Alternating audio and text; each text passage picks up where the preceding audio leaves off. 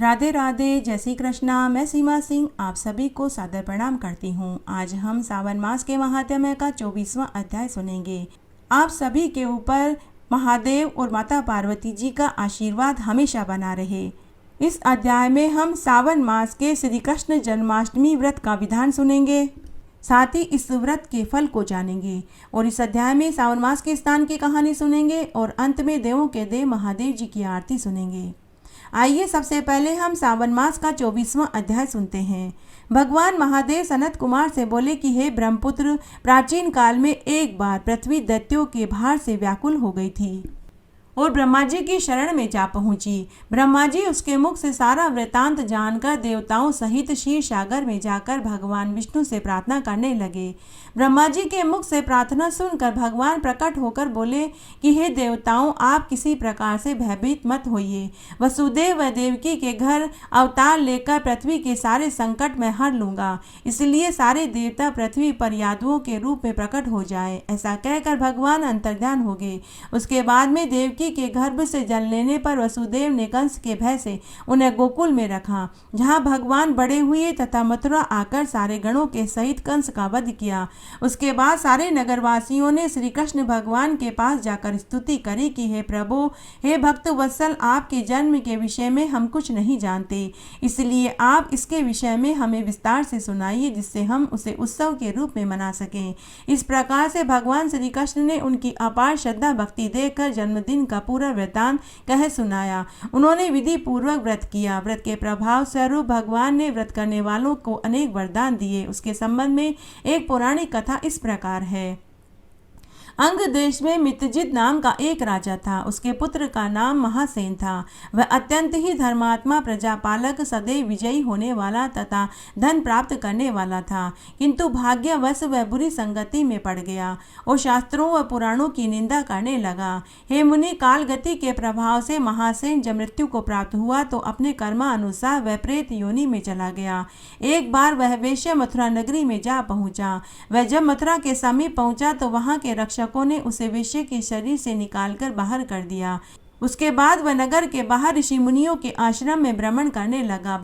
भाग्यवश श्री कृष्ण जन्माष्टमी के दिन उन ऋषि मुनियों ने विधि विधान से उनकी पूजा अर्चना करी। उसने श्रद्धा पूर्वक कीर्तन करते हुए महो उत्सव का आनंद लेकर रात्रि में जागरण करते हुए प्रेम पूर्वक भगवान की कथा को सुनी, जिसके फल स्वरूप वह समस्त पापों से मुक्त होकर निर्मल व शुद्ध होकर तुरंत प्रेत योनि से मुक्त हो गया और विमान में बैठकर विष्णुलोक को चला गया। इस व्रत के प्रभाव से अनेक भोगों को भोगते हुए मोक्ष को प्राप्त होते हैं। इसलिए हे ब्रह्मपुत्र, समस्त लोकों में किए जाने वाले इस व्रत को शास्त्रों में नित्य व्रत का नाम दिया गया है। ज्ञानी पुरुषों के अनुसार यह व्रत पूरे विधि विधान से करना चाहिए। अतः जो यह व्रत पूरी श्रद्धा और भक्ति भाव से करता है, वह इस संसार के समस्त सुखों को भोग कर मुक्त लोक में 1,00,000 वर्ष तक पुनः इस संसार में प्रवेश करता है तथा सभी मनवांछित फल प्राप्त करके अशुभ कर्मों से विरक्त होकर उत्तम कुल में जन्म लेकर कामदेव के समान सुंदर रूप वाला होता है।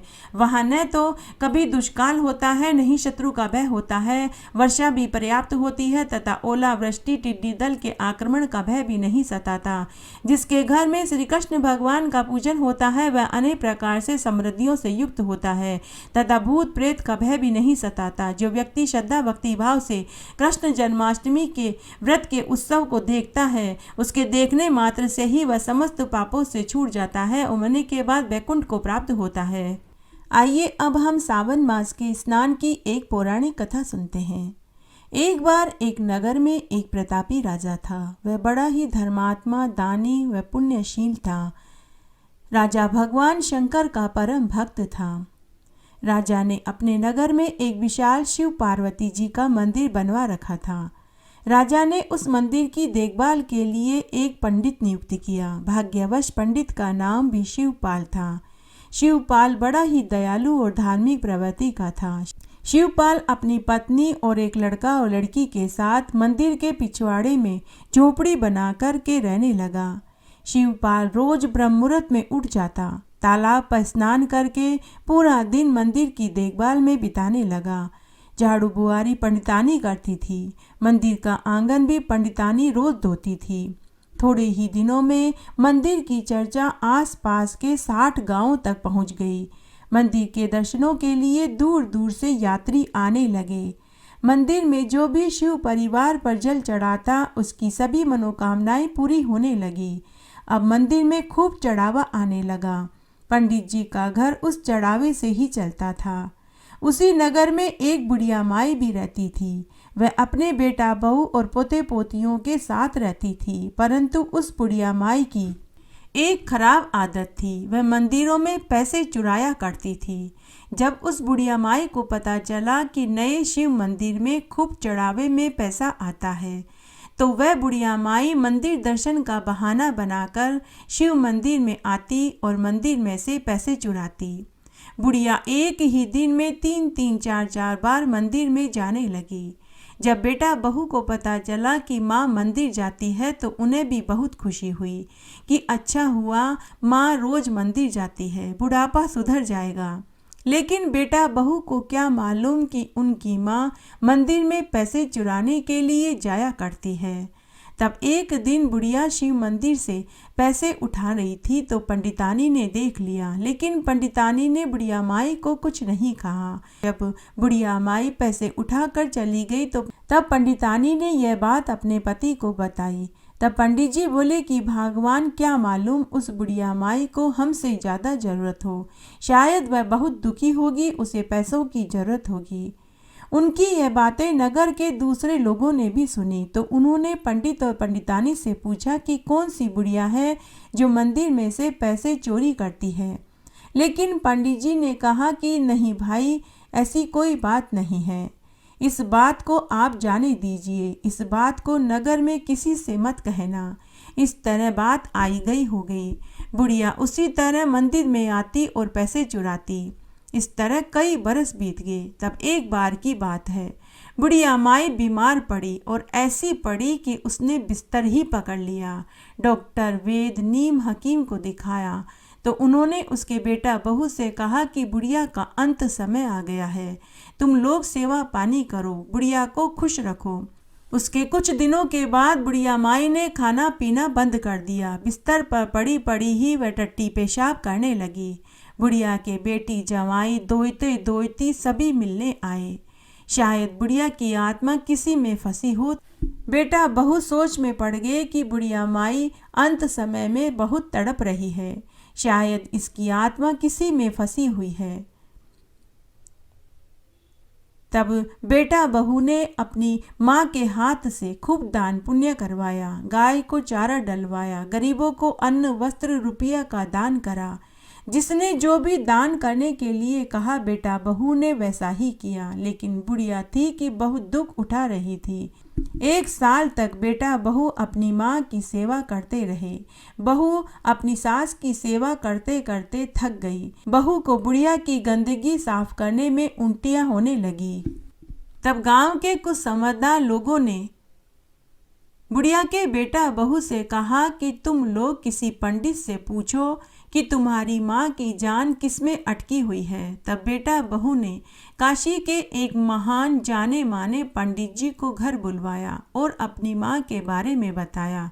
तब काशी के पंडित जी ने कहा कि सावन मास का महीना चल रहा है, आप अपनी माँ के लिए सावन मास में व्रत करो और अपनी माँ का हाथ लगवाकर खूब दान पुण्य कराओ, जिससे उनके किए हुए पाप धुल जाएंगे।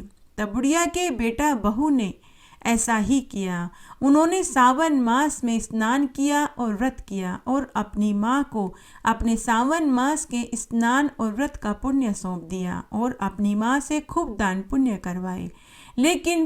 लेकिन फिर भी बुढ़िया के प्राण निकल ही नहीं रहे थे। बुढ़िया बहुत दुख उठा रही थी। तब गांव के कुछ समझदार लोगों ने बुढ़िया के बेटा बहू से कहा कि बुढ़िया का जीव किसी चीज में अटक रहा है, आप अपने नज़दीक के और दूर के सभी रिश्तेदारों को बुलवाकर बुढ़िया से मिलवा दो।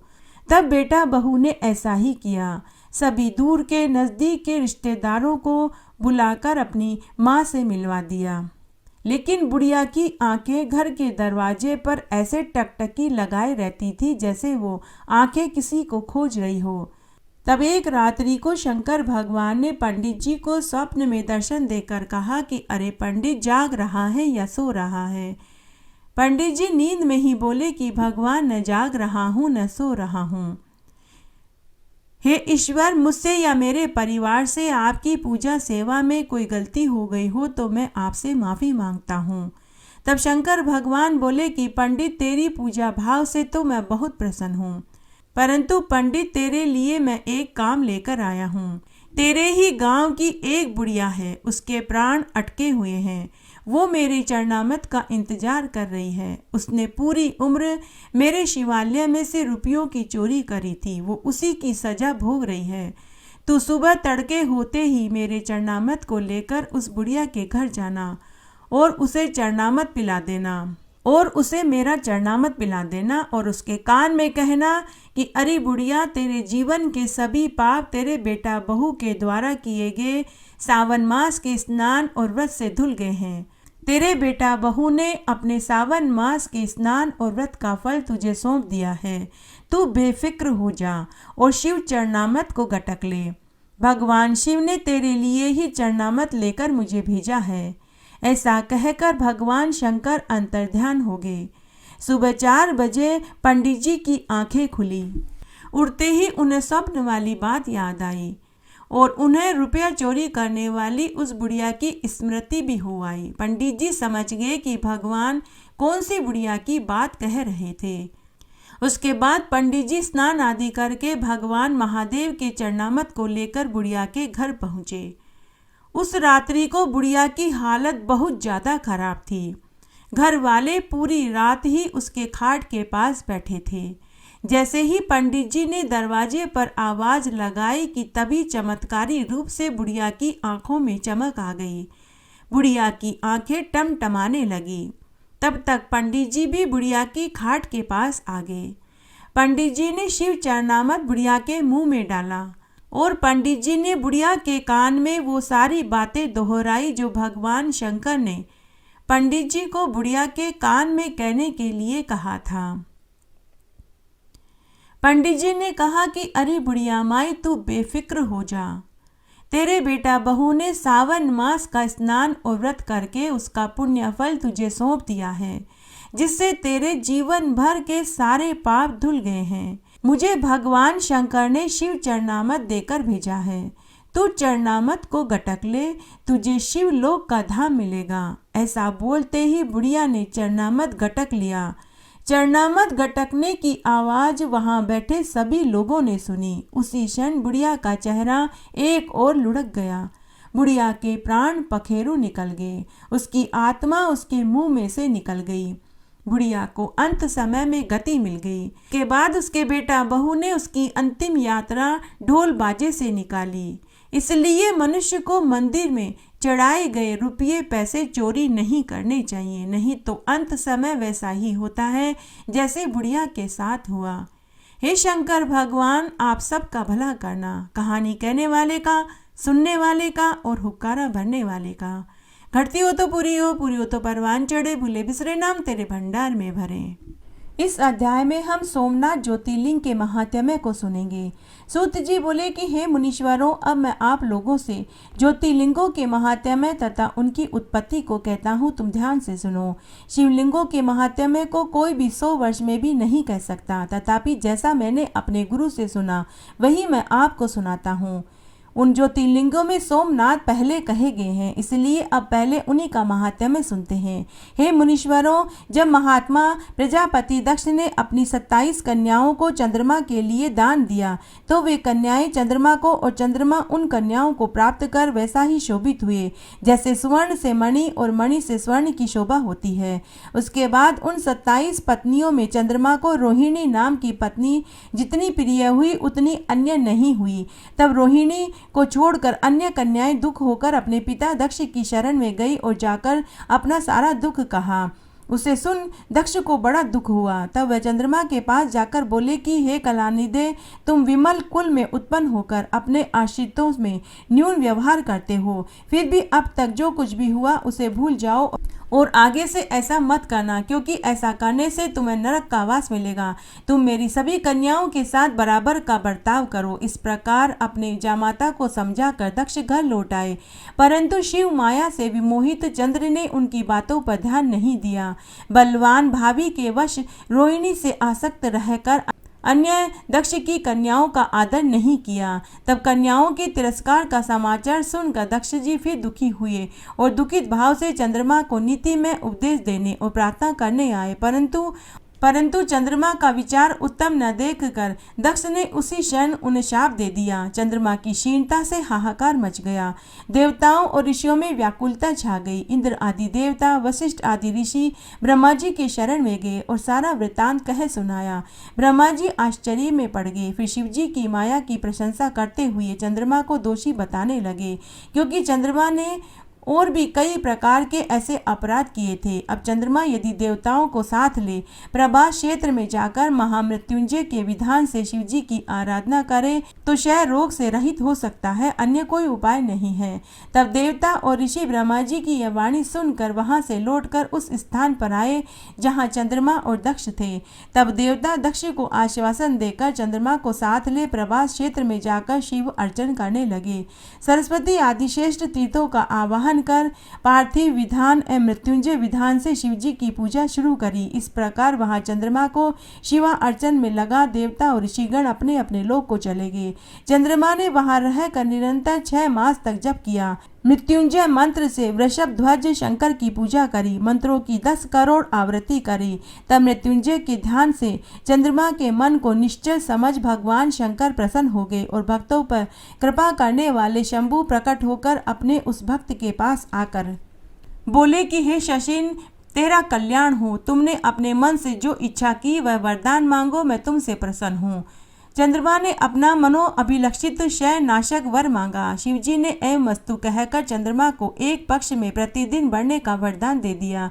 यह सुनकर देवता और ऋषि प्रसन्न हो शीघ्र ही वहां आए और चंद्रमा को आशीर्वाद दे हाथ जोड़कर प्रणाम कर शिवजी से आदर पूर्वक बोले कि हे देव, हे महादेव, हे देव, हे महादेव, आपको नमस्कार है। हे स्वामीन, हे शंभो, आप पार्वती जी सहित यहाँ विराजमान रहिए। सूत जी कहते हैं, यह सुनकर चंद्रमा ने सद्भक्ति से शंकर जी की स्तुति करी। फिर तो वे निराकार प्रभु तत्क्षण वहां साकार हो गए।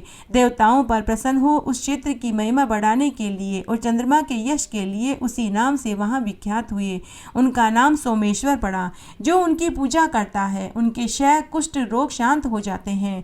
देवताओं ने उनके ही नाम से वहां एक कुंड की स्थापना करी, जिसे शिव जी और ब्रह्मा जी ने स्वीकार किया। वह पाप नाशक चंद्र कुंड पृथ्वी पर अब तक भी प्रसिद्ध है। जो मनुष्य उसमें जाकर स्नान करता है वह सब पापों से छूट जाता है। यदि कोई निरंतर 6 मास तक इस कुंड में स्नान करता है तो उसका क्षय, चर्म रोग आदि दूर हो जाते हैं। तथा जो सोमनाथ लिंग के दर्शन भी कर लेता है तो दर्शन करने मात्र से ही वह सब पापों से मुक्त हो अभिलक्षित वरदान प्राप्त कर इस लोक के समस्त सुखों को भोग कर मरने के बाद शिवलोक को प्राप्त होता है, इसमें कोई संदेह नहीं है। तब उसके इस फल को देखकर सब देवता ऋषि स आनंद शिवजी को नमस्कार कर शह रही चंद्रमा को साथ लेकर चले गए। चंद्रमा अपने पुरातन कार्य में लग गए। हे मुनियों, इस प्रकार मैंने सोमेश्वर ज्योतिर्लिंग की उत्पत्ति और महिमा को सुनाया। जो मनुष्य उनकी उत्पत्ति और महिमा को सुनता है उनके सुनने मात्र से उनकी सभी कामनाएं पूरी हो जाती हैं और वे सब पापों से मुक्त हो जाते हैं। आइए अब हम मल्लिका अर्जुन ज्योतिर्लिंग के महात्म्य को सुनते हैं। सूत जी बोले कि अब इसके आगे मल्लिका अर्जुन की उत्पत्ति को सुनिए, जिसे सुनकर भक्तिमान पुरुष संपूर्ण पापों से मुक्त हो जाते हैं। जब पार्वती पुत्र कुमार पृथ्वी की परिक्रमा कर फिर कैलाश पर आए और नारद जी ने गणेश जी के विवाह का सारा वृत्तांत सुनकर अपनी बुद्धि से भ्रमित कर दिया, तो उसे सुनकर स्वामी कार्तिकेय माता पिता के मना करने पर भी नहीं माने और उनको प्रणाम कर क्रोच पर्वत पर चले गए, जिससे उनकी माता को बहुत दुख हुआ। तब शिवजी ने अनेक प्रकार से पार्वती जी को समझाया और कहा कि तुम दुख मत करो, तुम्हारा पुत्र एक दिन अवश्य आएगा। परंतु पार्वती जी उनके कहने पर भी नहीं मानी और अत्यंत दुखी हुई। तब शंकर जी ने देव ऋषियों को बुलाकर कुमार के पास भेजा। उन्होंने जाकर कुमार को बड़ी प्रार्थना की और घर लौटने का निवेदन किया, परंतु कुमार नहीं माने। वे सब लौटकर शिवजी के पास आए। तब समाचार कहकर अपने लोक को चले गए। तब कुमार के न आने पर देवी पार्वती पुत्र विरह से व्याकुल हो गई और शिवजी भी बड़े दुखी हुए।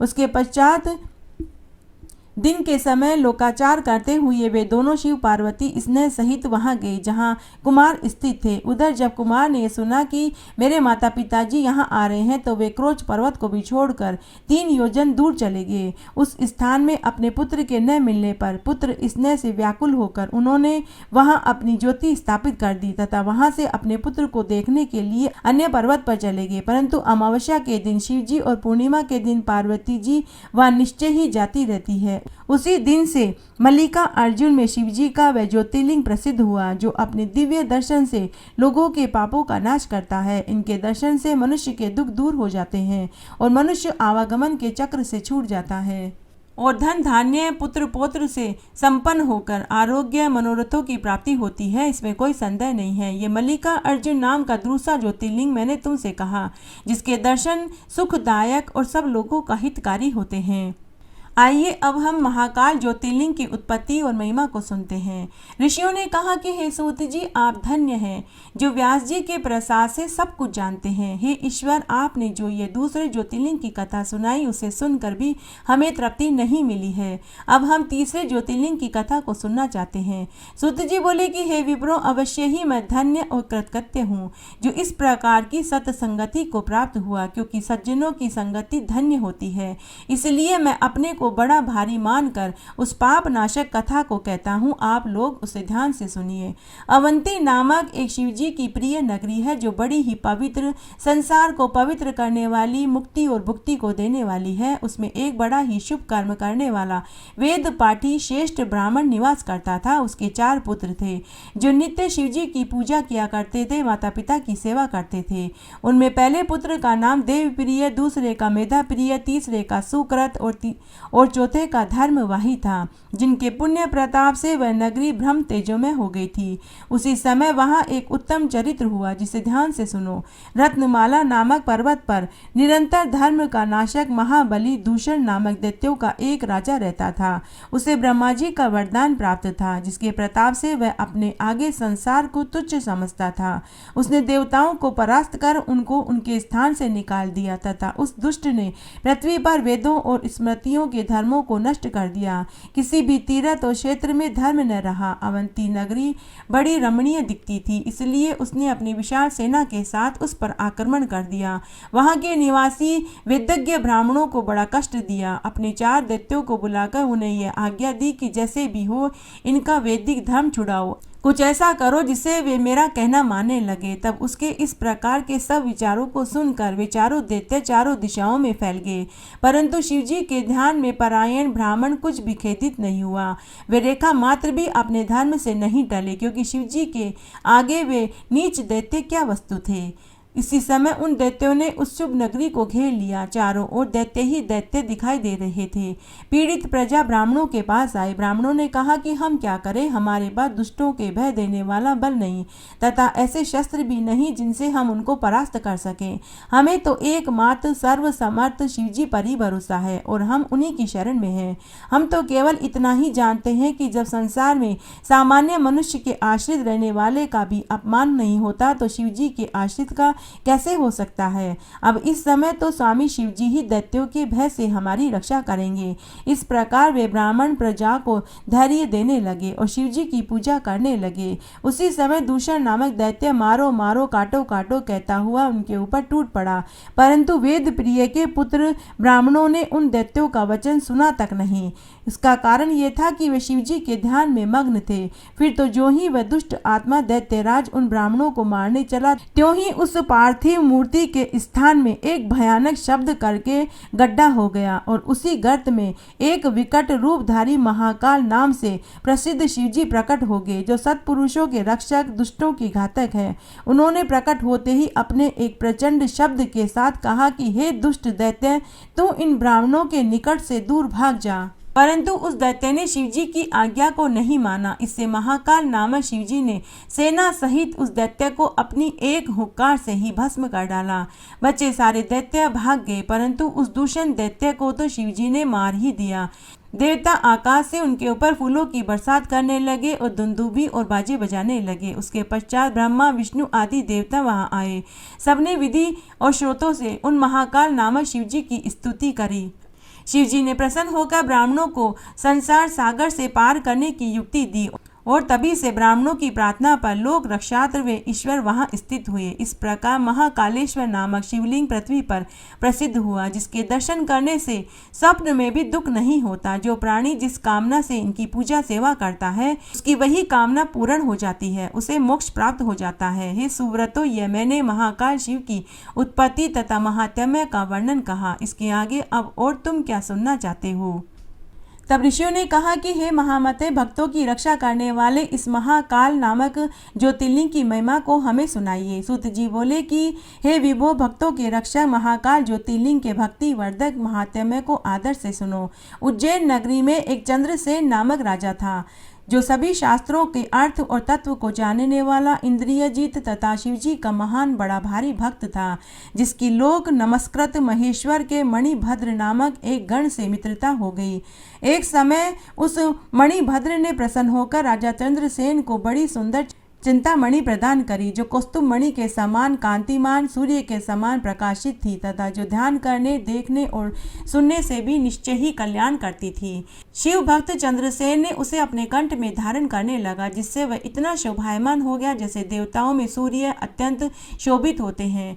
तब राजा चंद्रसेन की शोभा को सुनकर अन्य राजाओं को तृष्णा हो गई और उस मणि पर अपना मन लगा दिया। वे चंद्रसेन से उस मणि को लूटना चाहते थे, परंतु मणि को महाकाल के दृढ़ भक्त राजा चंद्रसेन ने उन राजाओं को नहीं दिया। इससे अपना तिरस्कार समझकर उन सब राजाओं ने चंद्रसेन को युद्ध में जीतकर मणि लेनी चाहिए और इसी अभिप्राय से उन्होंने अपनी सेना एकत्र कर उज्जैन को चारों ओर से घेर लिया। तब उन राजाओं से उज्जैन को घिरा हुआ देखकर राजा चंद्रसेन उन्हीं महाकालेश्वर की शरण में गया, दिन रात उनकी पूजा करने लगा। फिर तो महाकालेश्वर ने प्रसन्न हो उसकी रक्षा का उपाय किया और संयोगवश जो ही एक गोपी अपनी गोद में एक बालक को लिए उस नगर में भ्रमण करती हुई महाकाल के समीप पहुंची, त्यों ही वह विधवा हो गई। परंतु कुछ देर तक वहां ठहर कर राजा के उस शिव पूजन विधान को भली भांति देखा और पुनः घर आ गई। तब उस संपूर्ण चरित्र को देख कर उस गोपी के पुत्र ने बड़ी उत्कंठा से शिवजी का पूजन करने की इच्छा करी और एक रमणीय पाषाण को लेकर अपने शून्य शिविर में बड़ी भक्ति से उस शिवलिंग की पूजा करी। धूप, दीप, वस्त्र, अक्षत, गंध और आभूषण आदि और कृत्रिम पदार्थ चढ़ाए। कितने ही मनोरम पत्र पुष्प से पूजा करी, नृत्य करके उन्हें प्रणाम किया। जब इस प्रकार वह बालक शिवजी की पूजा में लगा ही रहा और समय होने पर भी भोजन के लिए नहीं आया, तो उसकी माता गोपी उसे बुलाने आई, परंतु बार बार बुलाने पर भी वह शिव पूजा में अनुरक्त बालक नहीं आया। वह बालक शिवजी के आगे आंखें मूंद कर बैठा रहा, तो उसकी माता ने उसे हाथ पकड़कर खींचा और ताड़ना करी, परंतु जब इस प्रकार भी वह नहीं उठा और भोजन को नहीं गया, तो गोपी ने शिवलिंग को दूर फेंककर उसकी पूजा को नष्ट कर डाला और पूजा की सामग्री को नष्ट भ्रष्ट कर दिया। माता द्वारा पूजा की सामग्री को नष्ट होता देखकर वह बालक बोला कि हे देव, ऐसा कहता हुआ पृथ्वी पर गिर पड़ा। सहसा चेतना को प्राप्त कर शोकाकुल हो नेत्र खोल दिए। फिर तो उस पर महाकाल नामक शिवजी की कृपा होते देर नहीं लगी। उसी क्षण वह स्थान शिवजी का सुंदर मंदिर बन गया। उस बालक ने देखा कि शिवजी की कृपा से वहां स्वर्ण में बड़े बड़े द्वार तथा सुंदर कपाट और बंदरवाल लगे हुए थे। मंदिर में बड़े बड़े सोने के खंभे लगे हुए थे। वहां बड़ी ही सुंदर स्वच्छ नीलमणि की वेदियां शोभायमान हो रही थी, जिन पर अनेक अद्भुत तप्त सुवर्णों के कलश स्थापित हो गए तथा प्रकाशमान मणियों के स्तंभों से स्फटिक मणि जड़ित व भूमि तर शोभित हो गई। और गोपी पुत्र जिस पाषाण की पूजा कर रहा था, वहीं उसके पूजन सहित अब कृपा सागर शिवजी के रत्न जड़ित ज्योतिर्लिंग के रूप में उस मंदिर के मध्य आविर्भूत हो गया। फिर तो इस दृश्य को देखकर उस बालक का मन एक साथ ही विस्मित हो उठा।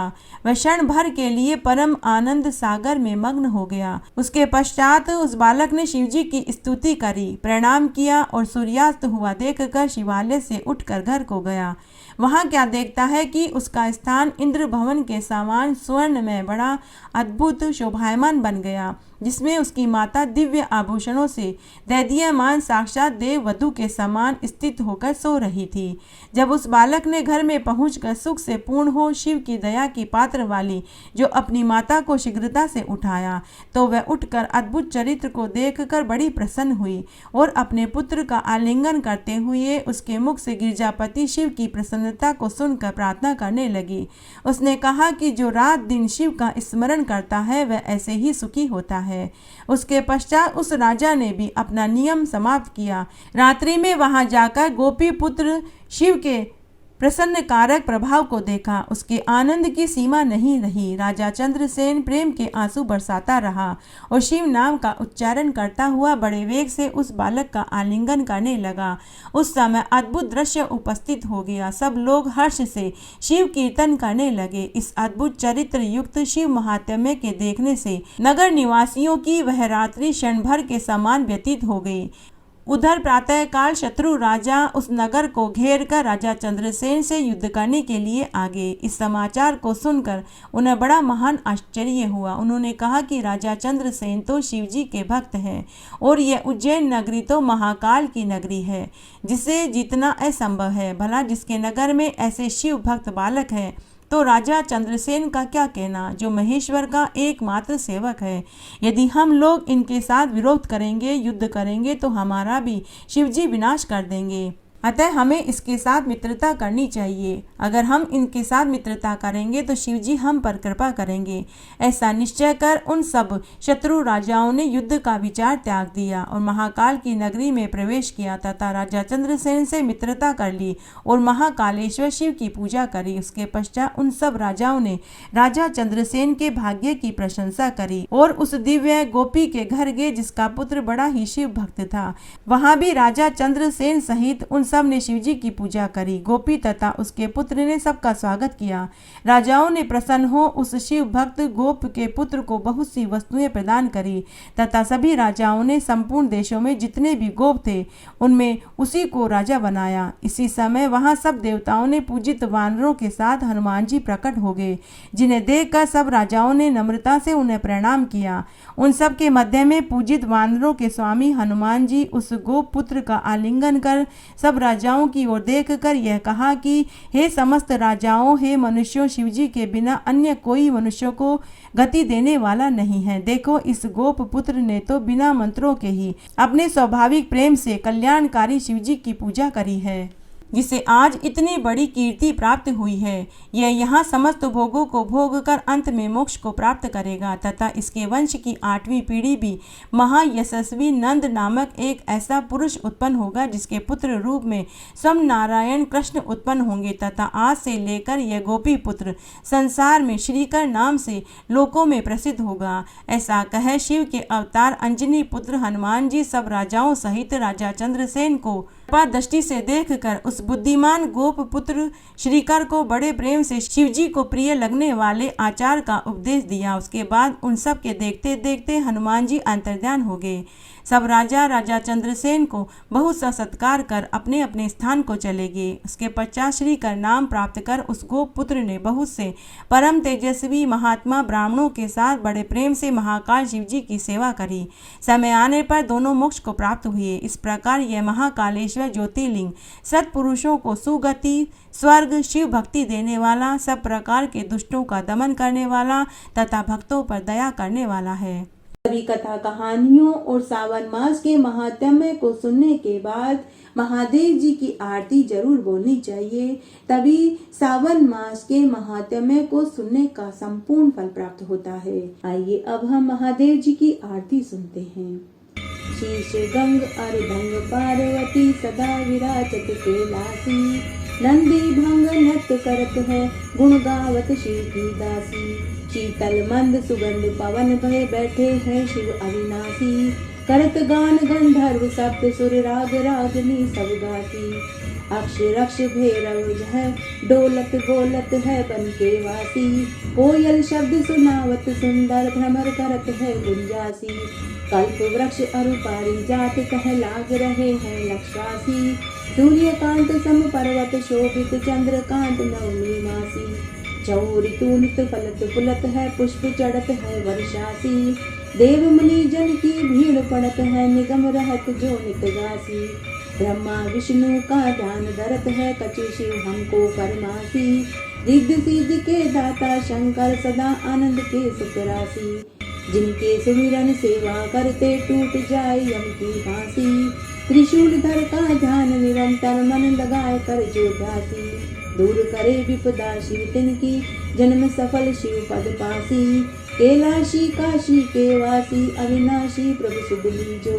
सेवक जान सदा चरणन को, अपनो जान दरस दीजो।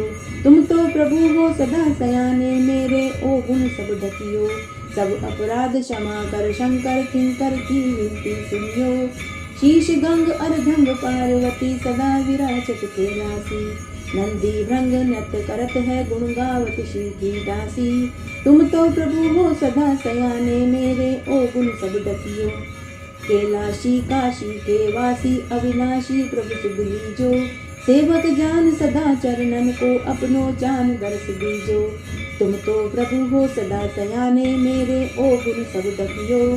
सब अपराध क्षमा कर शंकर, किंकर की विनती सुनी हो। इस तरह आज हमने सावन मास के महात्म्य का 24वां अध्याय सुना। आशा करती हूँ यह आपको जरूर पसंद आएगा। मेरे साथ बने रहने के लिए आपका धन्यवाद। आगे आने वाली कथा कहानियों के लिए भी आप इसी तरह मेरे साथ बने रहें। धन्यवाद।